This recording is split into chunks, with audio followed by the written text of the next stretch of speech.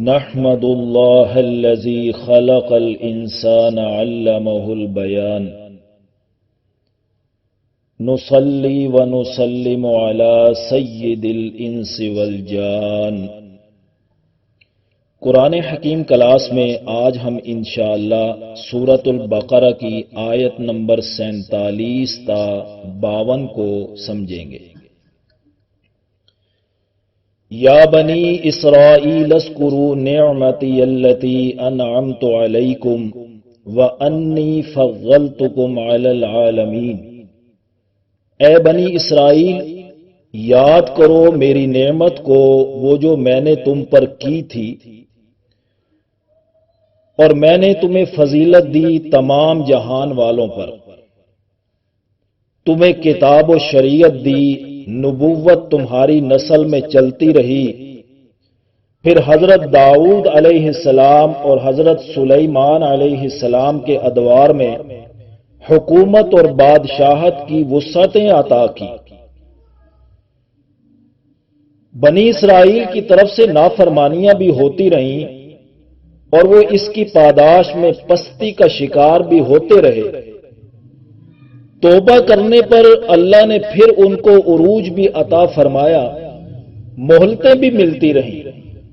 اس قوم پر عروج و زوال کی داستانیں، ان کی ساری تفاصیل انشاءاللہ سورہ بنی اسرائیل کے پہلے رکوع میں بیان ہوں گی۔ انی فضلتکم علی العالمین، بے شک میں نے تم کو تمام اقوام عالم پر فضیلت دی۔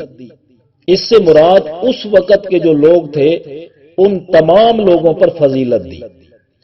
واتقوا یوما لا تجزی نفس عن نفس شیئا ولا يقبل منها شفاعۃ ولا یؤخذ منها عدل ولا هم ينصرون۔ اور ڈرو اس دن سے کہ جس دن کوئی جان کسی جان کے کام نہیں آئے گی، شیئن ذرہ برابر بھی، اور نہ قبول کی جائے گی ان سے کوئی سفارش، اور نہ لیا جائے گا ان کی طرف سے کوئی بدلہ، اور نہ وہ مدد کیے جائیں گے۔ دنیا میں سزا سے بچانے کے لیے، کسی بھی مجرم کو سزا سے بچانے کے لیے دنیا میں اکثر 3 طریقے رائج ہیں۔ ایسی شخصیات کی سفارش کرنے پر مجرم سزا سے بچ جاتے ہیں جو شخصیات معاشرے میں اثر و رسوخ رکھتی ہیں۔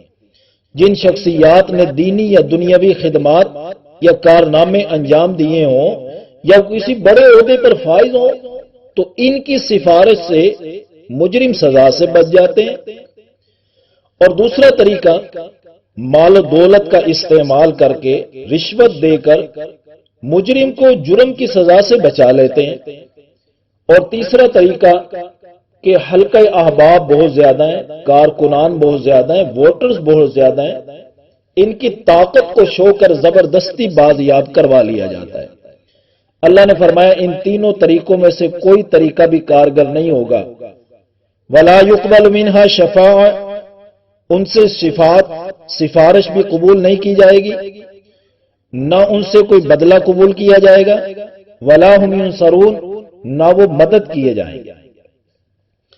اب اگلی آیت سے اللہ نے جو انعامات بنی اسرائیل پر کیے تھے ان کا سلسلہ شروع ہو رہا ہے۔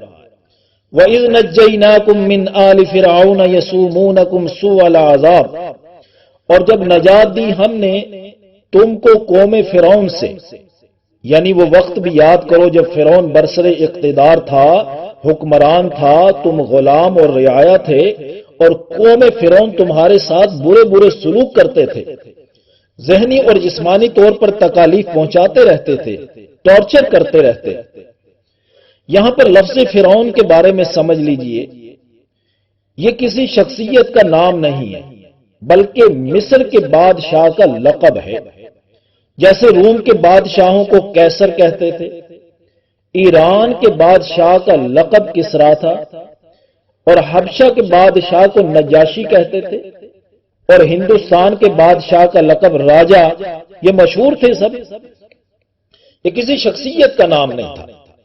چونکہ موسیٰ علیہ السلام کے دور کا فرعون متکبر اور سرکش آدمی تھا، تو اب ہمارے دور میں ہر متکبر اور سرکش آدمی کو فرعون کہا جانے لگا۔ یہ قوم فرعون بنی اسرائیل پر بڑے ظلم اٹھاتے تھے، تکالیفیں پہنچاتے تھے۔ تو ان تکالیف میں سے ایک بڑی تکلیف یہ تھی جو اللہ نے اس آیت میں ذکر کر دی، دیکھیے، یذبحون ابناءکم ویستحیون نساءکم، تمہارے بیٹوں کو ذبح کرتے تھے اور تمہاری عورتوں کو زندہ رکھتے تھے تاکہ انہیں لونڈیاں بنا کر رکھا جائے اور ان سے خدمات لی جائیں۔ وفی ذالکم بلاء من ربکم عظیم، اس میں بڑی آزمائش تھی تمہارے رب کی طرف سے، کیونکہ اللہ اگر غلام بنا کے رکھے تو صبر کا امتحان لیتا ہے، اور اگر اللہ نجات دے کر کسی منصب پر فائز کر دے تو تب اللہ شکر کا امتحان لیتے ہیں کہ یہ کہیں سرکش تو نہیں ہو جائیں گے۔ وَإِذْ فَرَقْنَا بِكُمُ الْبَحْرَ فَأَنْجَيْنَاكُمْ وَأَغْرَقْنَا آلَ فِرْعَوْنَ وَأَنْتُمْ تَنْظُرُونَ، اور جب ہم نے تمہاری خاطر سمندر کو پھاڑا پھر نجات دی ہم نے تم کو اور آل فرعون کو غرق کر دیا اور تم دیکھ رہے تھے۔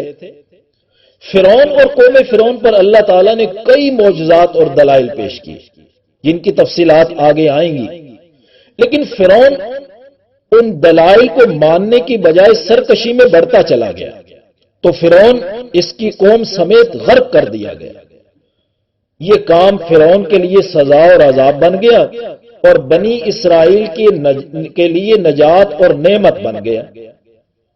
انہوں نے صاحب اقتدار قوم کو غرق ہوتے ہوئے اپنی آنکھوں سے دیکھا۔ قوم فرعون تو اپنے انجام کو پہنچ گئی۔ اب ان بنی اسرائیل کی آزمائش شروع ہو گئی۔ یہ اپنے نبی موسیٰ علیہ السلام کی ہدایات اور تعلیمات پر کتنا عمل کرتے ہیں، اب یہاں سے گویا ان کی آزمائش شروع ہو گئی۔ اگلی آیت دیکھیے، وَإِذْ وَعَدْنَا مُوسَىٰ 40 لَيْلَةً ثُمَّ اتَّخَذْتُمُ الْعِجْلَ مِن بَعْدِهِ وَأَنْتُمْ ظَالِمُونَ، اور جب وعدہ کیا ہم نے موسیٰ علیہ السلام سے 40 راتوں کا کہ 40 دن کے لیے کوہ طور پر آئیں، ہم تورات دیں گے۔ ثُمَّ اتَّخَذْتُمُ الْعِجْلَ مِن بَعْدِهِ، تم نے موسیٰ علیہ السلام کے کوہ طور پر جانے کے بعد بچڑے کو معبود بنا لیا۔ وَأَنْتُمْ ظَالِمُونَ، اور تم ظلم کرنے والے تھے۔ یہ شرک کر کے تم نے اپنی جانوں پر ظلم کیا، کیونکہ شرک بہت بڑا ظلم ہے۔ سورہ لقمان کی آیت نمبر 13 میں ہے، ان الشرک لظلم عظیم، کہ بے شک شرک جو ہے وہ یقیناً بہت بڑا ظلم ہے۔ اللہ تعالیٰ کو شراکت داری قطعاً پسند نہیں ہے۔ جیسے خاوند کو اپنی بیوی کی عزت میں بھائی اور باپ کی شراکت داری پسند نہیں ہوتی نا، اسی طرح اللہ تعالیٰ کو اپنی توحید اور عبادت میں انبیاء اور اولیاء کی شراکت داری پسند نہیں ہے۔ اور انہوں نے تو اتنا گر گئے کہ بچڑے کو معبود بنا لیا۔ ہوا یوں کہ جب بنی اسرائیل نے فرعون کو اپنی آنکھوں سے غرق ہوتے ہوئے دیکھا نا، تو انہیں کچھ سکھ کا سانس آیا۔ اب یہ موسیٰ علیہ السلام سے کہنے لگے، ہمارے لیے کوئی شریعت تو لائیے تاکہ ہم اس کے مطابق زندگی بسر کریں۔ اللہ تعالیٰ نے موسیٰ علیہ السلام سے فرمایا کہ کوہ طور پر 40 دن ہماری عبادت میں مشغول رہیں، اس کے بعد ہم کتاب عطا کر دیں گے۔ تو حضرت موسیٰ علیہ السلام اپنے بڑے بھائی ہارون علیہ السلام کو اپنا نائب بنا کر کوہ طور پر چلے گئے۔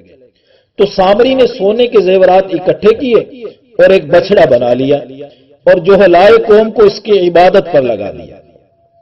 حضرت ہارون علیہ السلام کے منع کرنے کے باوجود بچڑے کی عبادت ہونے لگی۔ دیکھیے یہ سامری کا جو کردار اور کریکٹر ہے نا، یہ ہر دور میں موجود رہتا ہے، جو قوم کو گمراہی پر ڈال دیتا ہے۔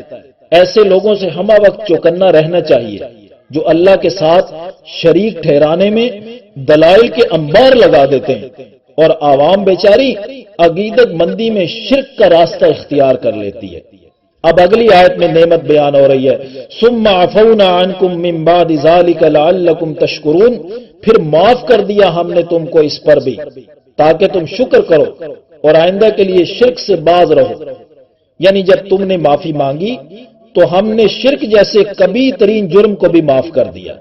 تو اللہ تعالی ہمیں بھی انبیاء اور اولیاء کے نقش قدم پر چلتے ہوئے شرک سے بچنے کی توفیق نصیب فرمائے، آمین یا رب العالمین۔